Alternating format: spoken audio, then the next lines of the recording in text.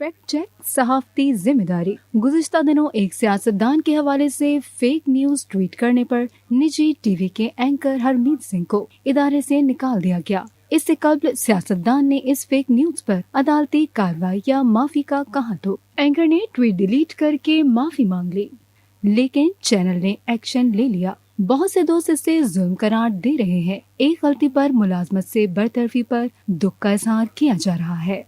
जहां कुछ लोग हरमीत सिंह जैसे प्यारे एंकर की बरतरफी पर दुख का इजहार कर रहे हैं, वहीं प्रोफेशनल होकर देखे तो न्यूज इदारे ने वही किया जो एक जिम्मेदार इदारे को करना चाहिए था। सहाफत दोधारी तलवार है, ये इंसानियत और शैतानियत के दरमियान चलने वाली बारीक लाइन है। यहाँ एक एक लफ्ज की अपनी अहमियत है। लम्हों में किसी पर इल्जाम लगा देने को गलती नहीं कहा जा सकता। अगर ये गलती है तो इसका खामियाजा भी भुगतना पड़ता है। शायद हमारे बहुत से दोस्त नहीं जानते कि फेक खबर कितने साल इंसान का पीछा करती है, कितना नुकसान पहुंचाती है और कितने घर उजाड़ देती है। जब हम ब्लैकमेलिंग या जर सहाफत के खिलाफ बात करते हैं तो बुनियादी तौर पर इसमें फेक न्यूज भी शामिल होती है।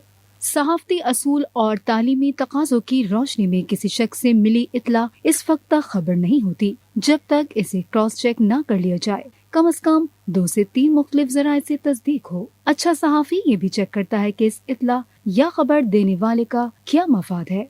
अगर लगे कि कोई अपने मकासद के लिए इसे इस्तेमाल कर रहा है तो वही खबर रोक ली जाती है। कम से कम 2 मुख्तलिफ ज़राए से तस्दीक न हो तब भी क्रॉस चेक न होने की वजह से खबर रोक ली जाती है। फौरी खबर देना मकसद नहीं बल्कि दुरुस्त खबर देना मकसद है। हरमीत भी क्रॉस चेक न करने की गलत रिवायत का शिकार हुए। फौरी खबर रेटिंग और फॉलोअर्स गेम इंसान को नुकसान पहुंचाती है।